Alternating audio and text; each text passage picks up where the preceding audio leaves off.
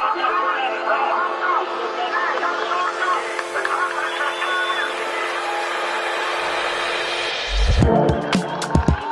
folks, into another episode of the Overtime Show. This week it's myself and Mitchell Marsh. Mitchell, how you doing?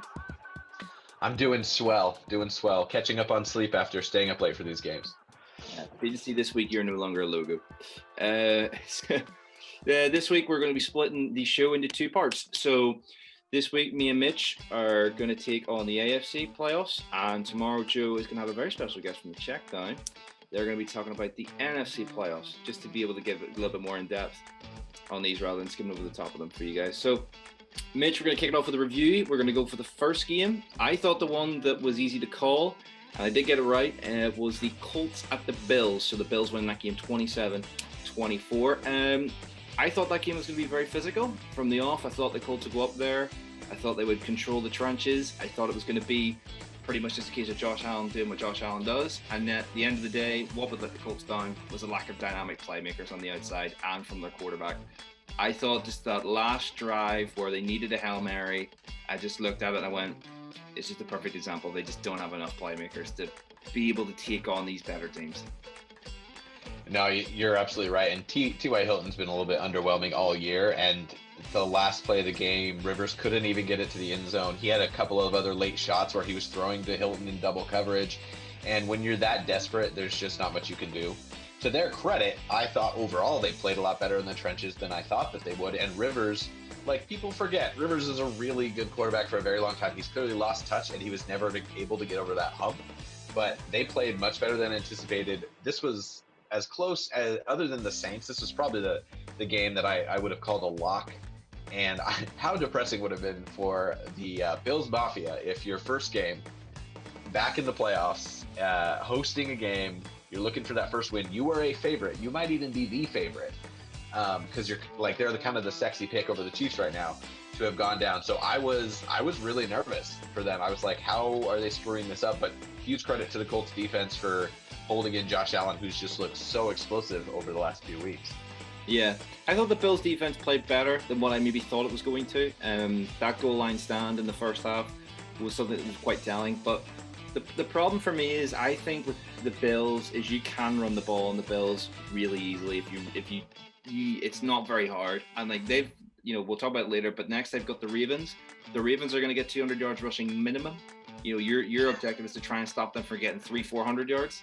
So yeah. My question for the Bills really is, can that defense hold up against like a more high-powered offense? So, the Colts are very one-dimensional, and we're going to try and out-physical you. We're going to try and keep the ball away from you with Jonathan Taylor, and he had a good day. I mean, he had 21 attempts, 78 yards total, 1 touchdown. I mean, he had a really good day. But I watched that Bills defense and I thought they're good. But I don't know how they're going to deal with the fact that when you play the Ravens, it's going to be a case of, is J.K. Dobbins running it? Is Lamar going to keep it on a quarterback draw? Is it going to go to Willie Snead? Is it going to one of these tight ends? Like, when you played the Colts, I think the easiest thing to do is stop the run, and if he gets it out to T.Y. Hilton or Jack Doyle, fair enough. But they're the only two guys I could really see making a play at the weekend. Like, I couldn't see anybody else doing it. Yeah, they were able to narrow their focus, but I think they're going to be able to do the same thing against the Ravens. I think what they're going to do is they're going to have a spy on Lamar. Those read options, it's interesting that is an age-old play that works over and over again. Obviously, it only really worked its way into the NFL for the first time in a long time with Tim Tebow and then became more popular with Cam Newton. I think that they'll be able to relatively stop that because the Ravens, to me, they only scored 20 points against a pretty bad Tennessee defense. So while their run game is extremely lethal, obviously you can bank on them breaking a big play, but you would say the same thing for Derrick Henry. He wasn't able to break a big play against them, ran for 40 yards. That to me is the biggest telling number of last weekend. So for the Ravens, I think if they really narrow in on that run, then it comes to the point is you force Lamar to throw, but when he gets into desperation mode later in that game, you still cannot let him rip off a big run. Like, I can just imagine a 3rd and 13 where they just leave it a little bit too open. They've got to keep the spy on him. And then he has got some okay, Hollywood Brown, Andrews, he's got some okay weapons, but I think they really have to force him into the throw. When you talk about the Colts, you can't only focus on that because Phillip Rivers is obviously a little bit stronger at that. So To me, it's I think a lot of people are really down on the Bills right after that game. They're like, oh, they exposed all their weaknesses. Like, everyone's going to have the pattern to beat them. We knew their run defense wasn't that strong. So it's going to be an interesting one. Whereas we thought it was going to be this battle of two great run games against Tennessee, and it ended up being a low-scoring affair. With this one, you have two high-powered offenses, but I would take Josh Allen's dual ability over Lamar's dual ability right now. I think Josh Allen's got a little bit more to him. I'd be more scared of Josh Allen than I am Lamar, because yes, Lamar can run, but there was a throw yesterday. It was an anticipatory throw where it's one of those ones where, you know, you're the quarterback. You just, for guys who don't really know this maybe, but you throw the ball based on anticipation. So I'm going to release the ball now, and by the time the ball gets to the spot, the receiver's going to be there. He threw one yesterday where it was 5 yards to the left when it needed to be, you know, 5 yards, which needed to be 10 yards to the right. And I just sometimes look at Lamar and go, if he isn't feeling the anticipation on those sorts of throws, they're the difference in playoff games, you know, making those spot throws. I just sort of get the feeling that when we watch him, we'll talk about this a little bit more in depth, but I just get the feeling watching him that if he isn't feeling those, then the Ravens do lose a little bit of their edge, because then it becomes a little bit more, I'm going to go to my first read, and my first read's not there, I'm taking off. You know, so they need to give him some short throws in the beginning, and that's something. It sounds pretty cliche that, oh, you got to give the young quarterback some short throws to get warmed up. But sometimes if he's not feeling it, he's really not feeling it, and he'll do something that, this is something Drew Lock did all year that irritated me. He'll miss the most basic 5-yard out. He'll be like 4 yards short. He'll be like, luckily he misses in the right spots, but it'll just be a terrible throw. And once, I don't know if that gets in his head, but it just seems like he can't get into a rhythm. And then he'll have a big play but it's usually on a scramble. And so it'll be interesting to see if they can try and loosen him up a little bit, because you cannot depend on him ripping off a 40, 50-yard touchdown run every game. Yeah. That's exciting. He's capable, but that can't be the game plan. Yeah.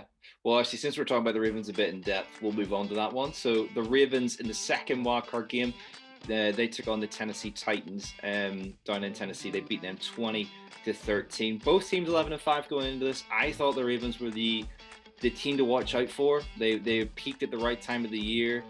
They did a really good job in taking away Derrick Henry from the Titans.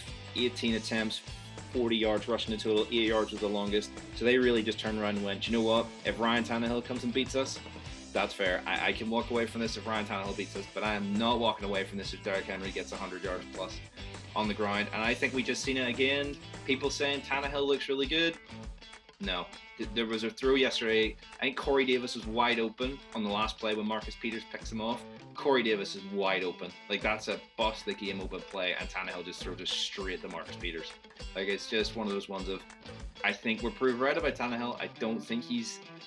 If you want to be a good team and you want to make the playoffs, Tannehill's your guy. If you want to go win a Super Bowl, you can't win it with Tannehill. It's just very obvious. The only way you're going to win it with Tannehill is if you have an unreal defense and an upgrade on weapons for Tannehill to play with. And I say that even though he's got Brown and he's obviously got Derrick Henry, but if the team can narrow in that much and Tannehill can't take advantage, which he did last year, that is something he was able to do a couple times. He rose to the occasion.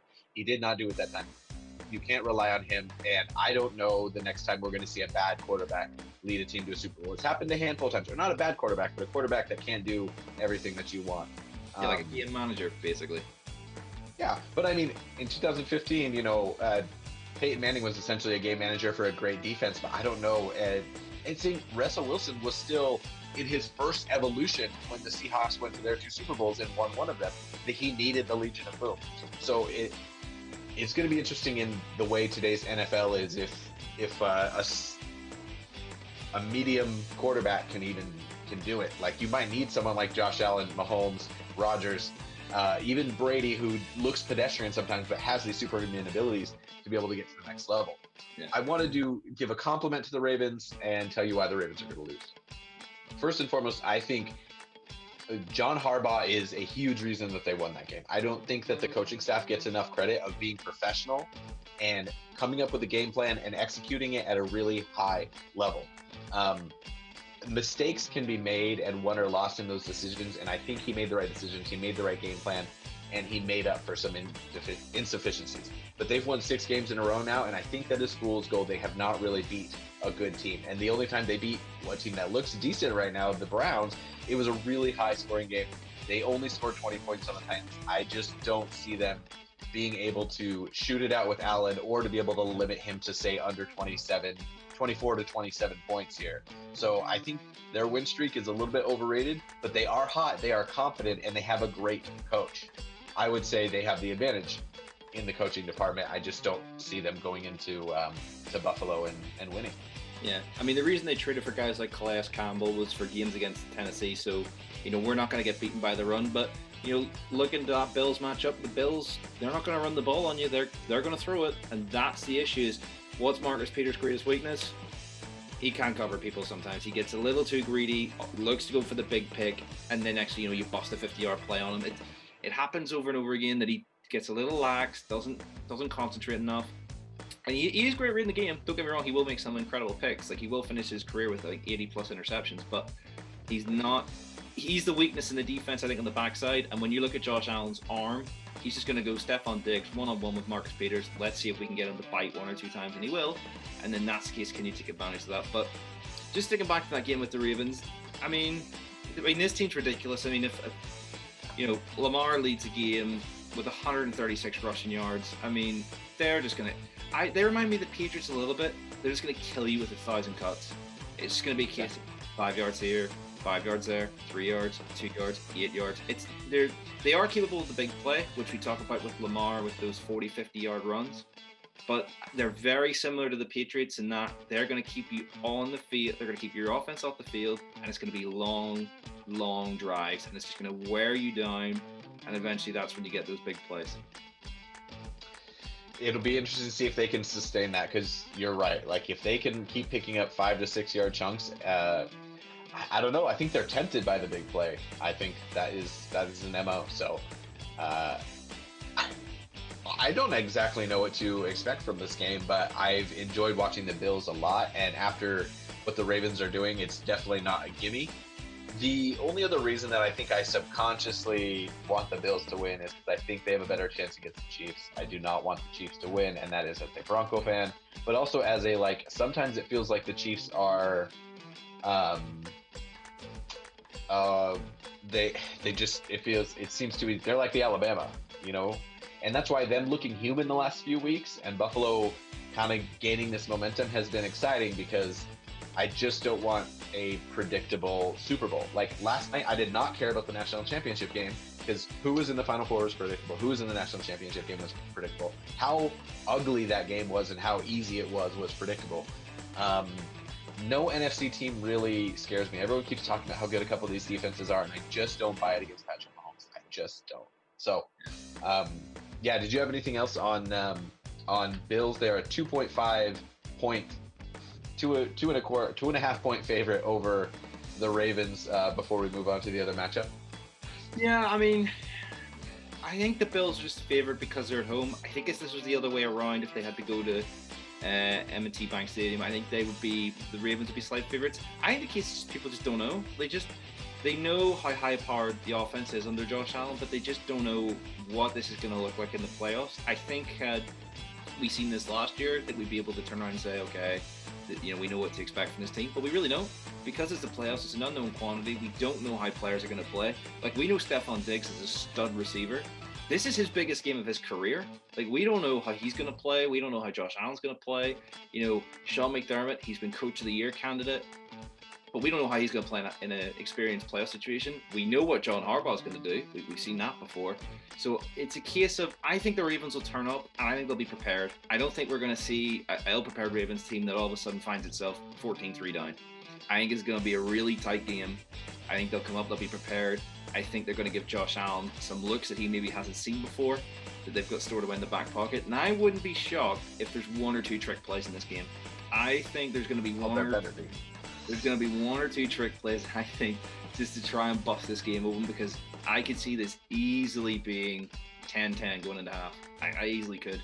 I think with the Ravens running the ball, that'll kill the clock, and I think they're going to give Josh Allen problems, because that pass rush, they do have a pass rush. Yeah. And the Bills, Everyone says they're good with Singletary and Moss. Moss is gone. I'm not convinced Singletary's a first and second down back. I think he's a third down back. So I think it's going to be interesting because I don't think the Bills are going to run the ball that much. I think the Ravens are going to be able to tee off on Josh Allen, and that's if the Bills can survive that, then they win the game. But I think if the Ravens get home, then it's going to be a lot tighter than people. I think people are giving it credit for. I think that's a strength of this guy, Josh Allen. I hope that's the thing. When it comes down to it, when you're not personally invested, I do want good football. Like I want to watch the best game. So I hope that it does come down to it. But for the Bills, it feels like they have this chip on their shoulder constantly. It's not like every game's been a playoff game because they obviously had some things locked up pretty early. But to me, I don't see the big lights scaring them too much. And frankly, that might be the more competitive game because this other game here, Chiefs, Browns, I don't see how the Browns win it, not because I don't think it's possible, but because I think the Chiefs are either going to blow them out, or if it is close, I just trust Patrick Mahomes late so much. And I cannot see Cleveland building a lead. So I'm not writing them off. I picked that upset last week. I said they'd win by 3, and they obviously, even though they kind of had some sketchy moments in there, had this great lead for a while. I feel like I've been a pro Cleveland person, but there's just no way. Baker Mayfield's a gamble, and Patrick Mahomes, even if you say their offense has looked only above average instead of incredible all-time great lately, I just don't see it the other way. But yeah, let's talk. What did you see from these guys on wildcard? Well, let's say we'll get into that AFC North playoff game. I'm actually going to ask you a question. So pretend we haven't seen the game, right?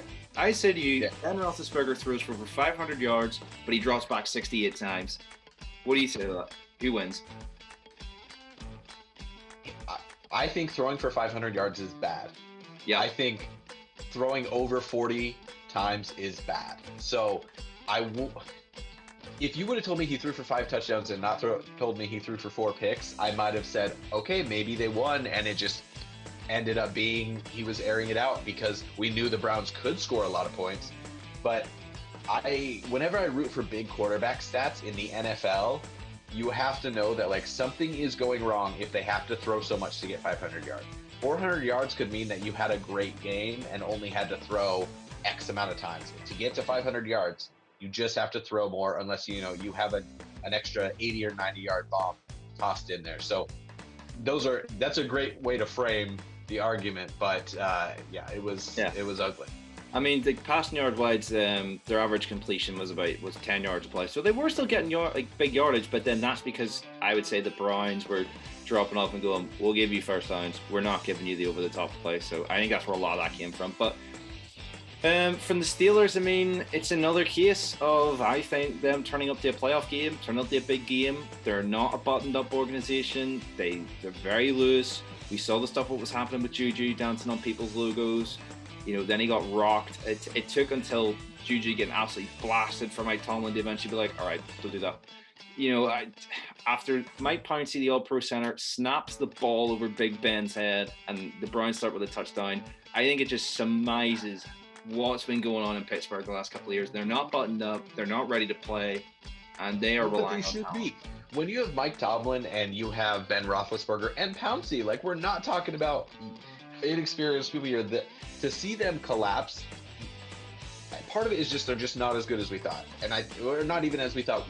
They're not as good as their 11-0 record might have implied, but there is no way with Tomlin and Roethlisberger that the mentality can be so unbuttoned and so ridiculous. And it's the fact that right after they snapped it over the head, they didn't come back and make a positive play. He threw a pick. And still, they came within 12, and they had the ball on the other side of the 50. So it's not like this game was completely out of reach. That's what scares me for Cleveland. Is I just don't trust them to even hold a 3-touchdown lead. But yeah, I think you're absolutely right in that the Steelers organization is such a great, strong organization overall. You can't trust them right now. They don't feel put together. Yeah, I mean, the interception Big Ben threw the first interception on that second drive was just, what do they always say? Don't throw the ball over the middle. Bad things happen when you throw the ball over the middle. And Big Ben just he thinks he's above it. Yeah. Yeah, he just lollipops it over the middle. It's like there's no pace on the throw. It's a lollipop. It's a 50-50 ball, and you're just asking for trouble when you do that. But I mean, I'm amazed. I mean, because I thought what do we see from guys like Brady, Wilson, Rodgers, all these sorts of guys? When something bad happens, okay, collect yourself. It's not that bad. Next drive, boom, boom, boom, boom, boom. It's back to normal again. But with that just unraveled so fast. I mean, it just unraveled so fast. I mean, I can't figure it out. I mean, they still put up 37 points, but I would say a lot of those points are garbage points because the Browns were just very happy to give you 10 yards. They just were not giving you the play that you needed. So, but yeah, I mean, they finished 12-4, but the end of the season they finished 1-5, or sorry, 1-4. Yeah, I just think if you don't have a run game, and I will say this over and over and over again, if you don't have a run game and you cannot play defense, you're going to get shown up and shown out of the playoffs very, very fast. And I know everyone was ranting and raving about James Conner last year. Then he got hurt. He wasn't the same. James Conner is not a lead back because that is an all-pro offensive line. They need to go get a running back. They need to get a run game because otherwise it's going to be rinse and repeat over and over again. Yeah, he's a decent back, but I mean, for them, the interesting thing is I think they could come back next year and win 10 to 12 games, but there's no way they get past, say, the second round of the playoffs. So they need a reset. I think that Big Ben's time is done. I don't think it's done. I think it should be done. I think Tomlin could use a change of scenery. You're right in just that. I don't know if there's a quick fix for the level that they're at right now. I wouldn't be surprised to see if but they are like the Packers. They don't stay down for long. So I don't think it's a bad thing if they decide to make some changes. But I think just a little bit of a new voice in the room. Not necessarily Mike Tomlin. I think he's fine. Just maybe shake up the coaching staff a little bit, get some new, younger ideas in there. Try and freshen this up. I mean, the problem with Big Ben is I think it's the same problem with Phillip Rivers. He can't move at all. So if he doesn't have a run game, they're just going to tee off on him, and he can't move. And he always has had that little bit of a gunslinger to him, so he will take risks. And if you can't move and guys are teeing off on you, you're asking for trouble. And it manifested itself. If it didn't happen against Cleveland, it would happen against the Chiefs because the Chiefs would just buzzsaw you with that if you were trying to do that with them. But so let's move on. It wasn't all how bad the Steelers were. The Browns were really, really good. Let's not forget the Browns were really, really good. And if Kareem Hunt was on the Chiefs would be the overall unprecedented #1 favorite to retain the Super Bowl. But he's not. And that's the thing with going into this game. I know you say Browns don't have a chance. What's the one thing the Browns have Chiefs don't? They got a run game. So they can keep the ball away from the Kansas City Chiefs, and that has to be the game plan going into this. Turn around and say to Patrick Mahomes, you're only going to get the ball a certain number of times. Can you score? That's what we're going to have to do. And that's what I thought they were going to have to do last week. That's why I said, hey, Chubb has to have a monster game. He didn't have a monster game. I think he had 14 carries for I had it written down. Or he had 18 carries, and it was a decent game. And I think eight carries for Hunt. But they stayed aggressive. They kept putting the ball in the air. And I think they were just like, this is how we have to play to continue moving the ball. They did not trust their run game. Now, it's not like the Kansas City has a run defense to be excited about, but I can't see, I think the Browns, if they get any sort of momentum, they're going to worry that if they start to run, that they're going to just start conceding time. They're not going to be able to get going. If they have one of those drives, my least favorite drive in the world, 2 short runs, incomplete pass on third down, you punt it away. It's the worst feeling in the world to watch your offense do that. I worry that as a coaching staff and as Baker, that they don't have the mental fortitude to overcome that. And then once they get momentum, I think the only way they know how to go is aggressive. But they have the quality. If they can show the discipline to utilize that run game in the right way, that is the best thing that they can possibly do, is eat up clock, score 7 points at a time. I would love to see it. Don't get me wrong. I would love to see it. I think the Chiefs have looked fairly beatable, but now they've had a week off to rest. They've had a week to review, okay, where have we been at the end of the season here? It just scares me a lot. Patrick Mahomes is younger than Baker Mayfield. Yeah. I don't know if I knew that. Look at this. The 4 youngest quarterbacks left. Lamar Jackson, 24 years in well, this is posted a couple days ago. So 24 years and 1 day. Josh Allen 24, 232 days. Patrick Mahomes 25 years, 113 days. Baker Mayfield 25 years and 269 days. That blows my mind. I didn't think they were actually that old.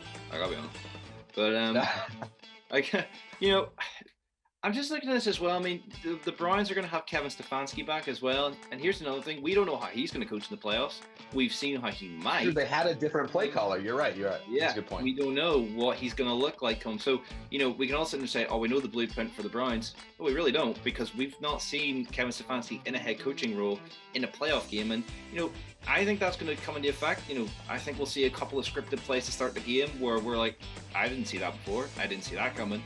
And here's the thing as well. We've seen this once before, and I will see it again, is teams that rest guys for 2 weeks, whether it be you have a bye week or the last week of the season, the first quarter, you are rusty. I am yet to see one that hasn't done it.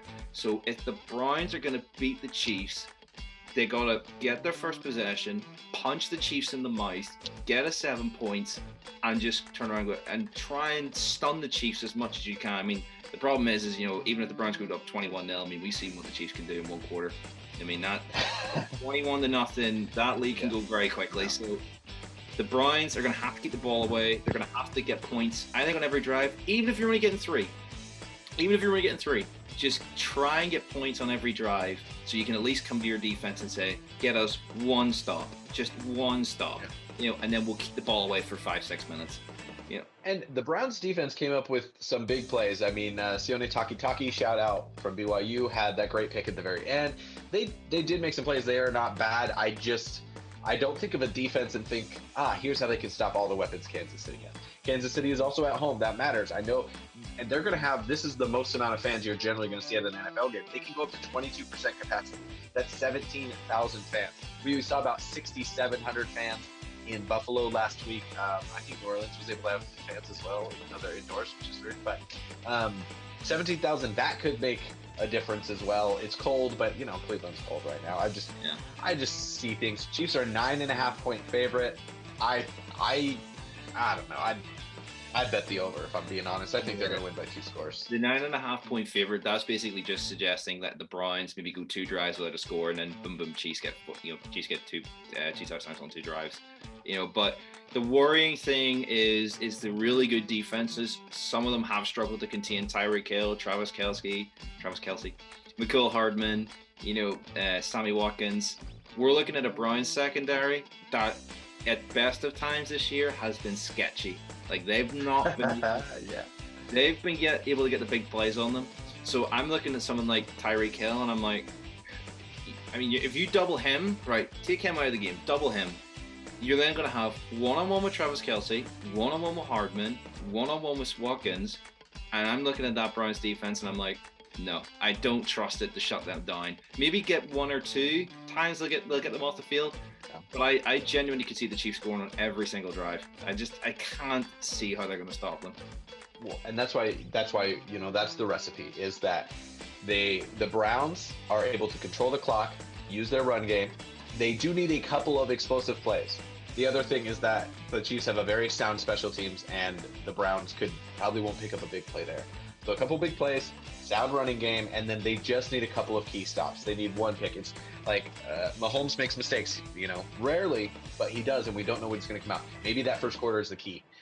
Building a lead to me almost concerns. Like, I almost just want them to keep it close, and see what they can do, because building a lead, it's, you can just see the Chiefs just going off. If the Browns had a 3-touchdown lead with 5 minutes to go, I wouldn't bet the Chiefs, but I would still say Chiefs are probably going to win this game. If it was under 4 minutes, 3.5 minutes, then I start to say, okay, the Browns did it. And maybe, here's the thing, we do all this discourse. Sometimes Monday morning you wake up and you're like, there were some huge factors we never turns out that Tyreek Hill never plays well on this 3rd week of January or something. Like, there's some just random, we'll find a reason that the Browns were able to bring it back. But I don't see it. I just don't see it. And I want to. I do. I have one more ticket fact for you. $862 is the average ticket price to get in. Honestly, that's a little bit lower than I thought, considering like the uppers are about 500 in this stadium, but for that small of a stadium, for not that small of a stadium, that small of a capacity, $862. Some people are driving from Cleveland. I mean, anyway, if I was a Browns fan, I'd happily pay for it.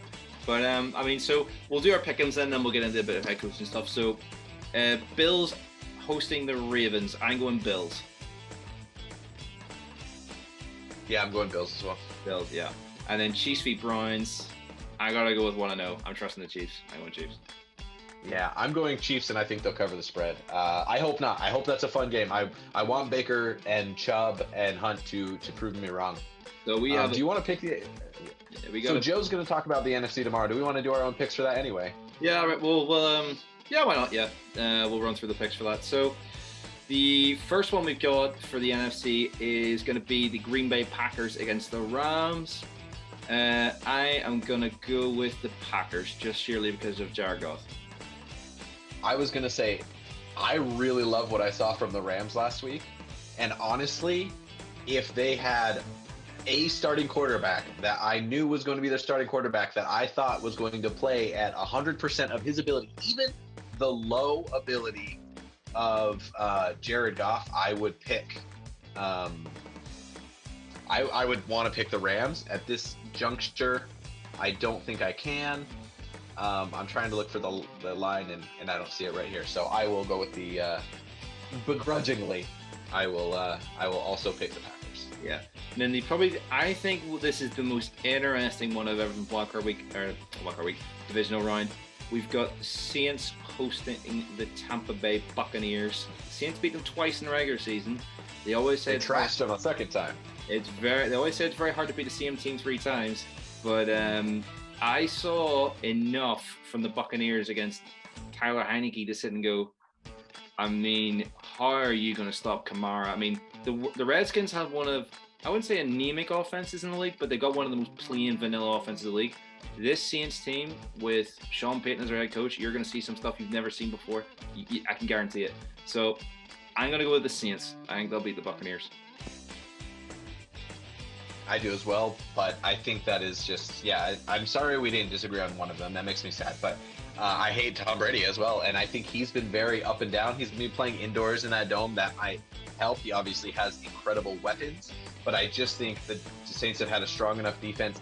They're coming to live and meshing as far as Thomas and Kamara and Hill and Breeze all at the same time. Even though Breeze looks pedestrian at times, I think that run game and the fact that they have a defense, I just don't trust the I don't trust the Bucs enough to overcome that. If it's a shootout, like if both teams score over 35, I think that is a bad sign for the Saints. But I'd pick the Bucs here, and the Saints are favored by 3.5 points, and I probably wouldn't bet on that. Wouldn't be surprised if they edge this one out by 3 to 7. But yeah. Well, one final thing from us is we're going to talk about the coaching situation with Doug Peterson. This surprised me because for us listeners who don't know, there's a thing in the NFL called Black Monday. It's the first Monday after the end of the regular season. That's usually when all the coaches get fired. This was announced I think it was announced yesterday, was it? Or the day before that Doug Peterson was gone from the Philadelphia Eagles. And I was listening to the owner talk the other day, and he was saying that Doug Peterson didn't deserve to be fired. It's not something we really wanted to do. And I'm sort of listening to that and I'm going, well, no, because he did deserve to be fired because they were a really bad football team. Like what he's basically trying to say is save grace with them. Like, yeah, Doug Peterson won the first Super Bowl for that city, and it's a case of, we really didn't want to let him go, but we just had to. But to me, that says that the Eagles have chose Carson Wentz over Doug Peterson. That I think is what this comes down to. Which, look, you shouldn't be excited about Carson Wentz or Doug Peterson at this moment, but it blows my mind that they'd pick Wentz over anything. He looks so bad, and I just don't.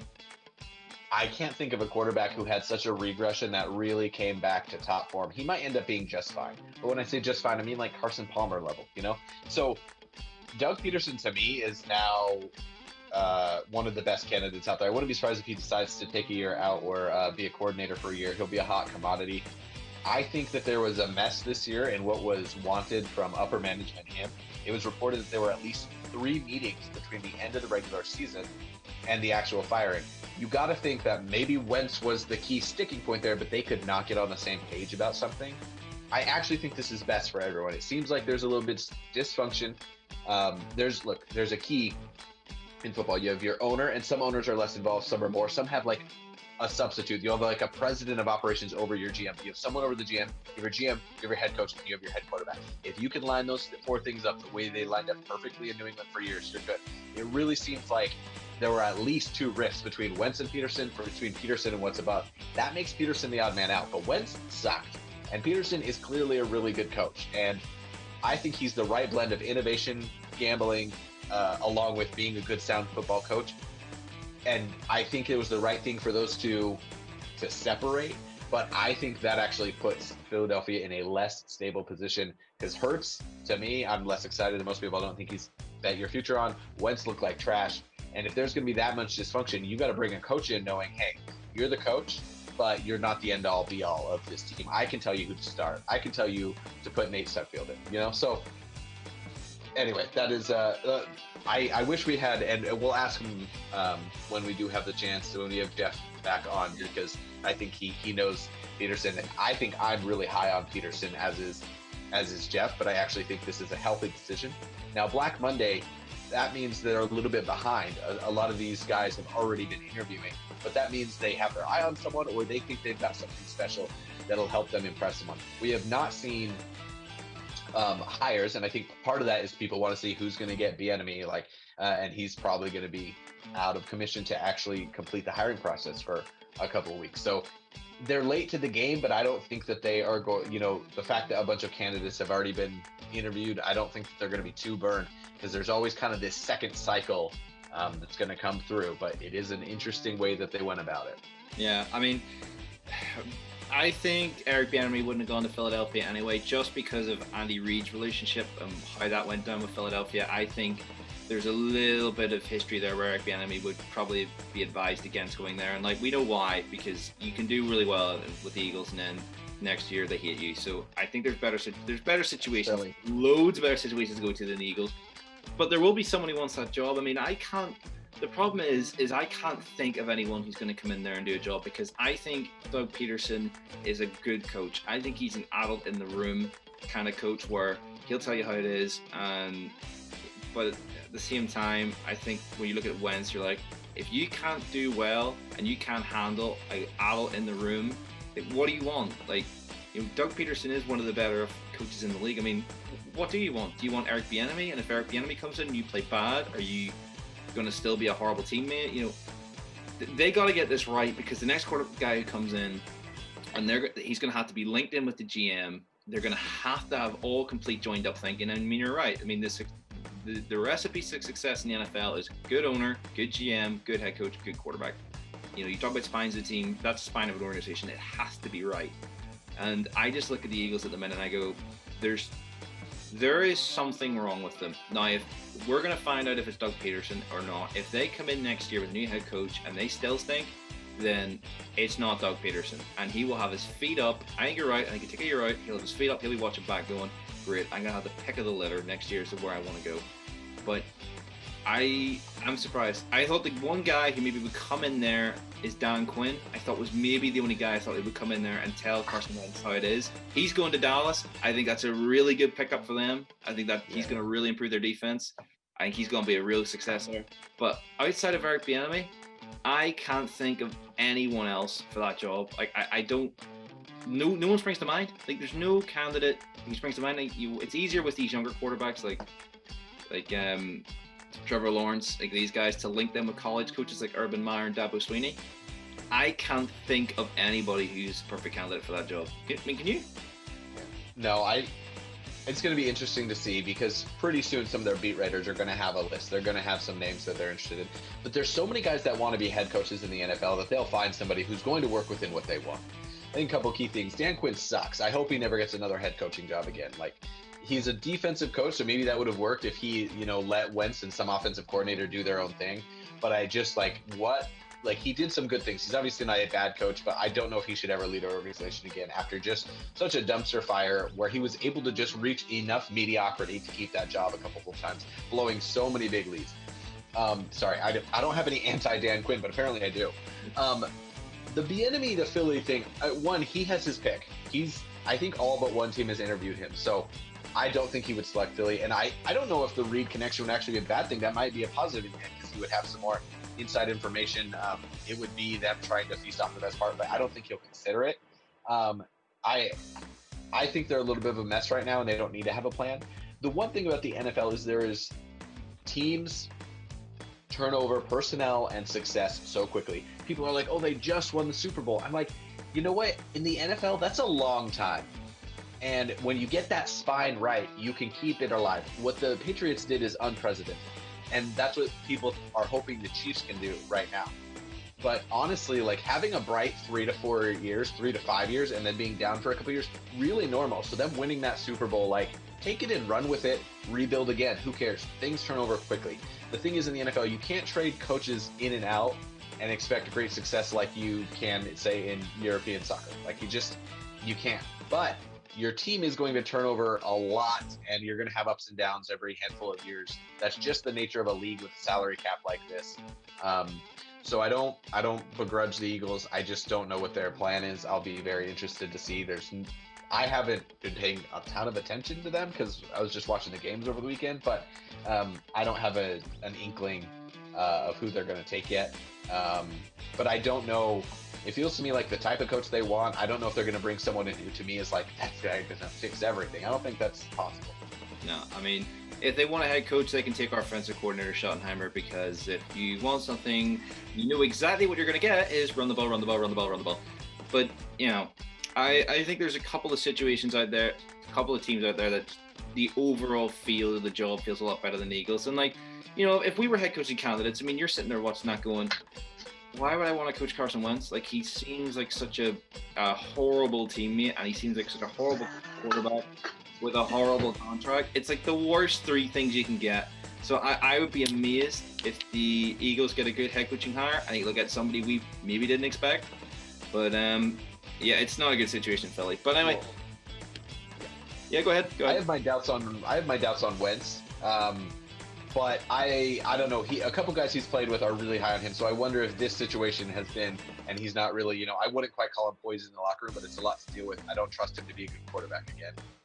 I just want to ask real quick, overall, 7 playoff teams, you're always going to have a dud game or two, but only one team gets a bye, but we get 2 massive days of playoff football. Did you like it? Do you think the NFL should keep this wildcard weekend format?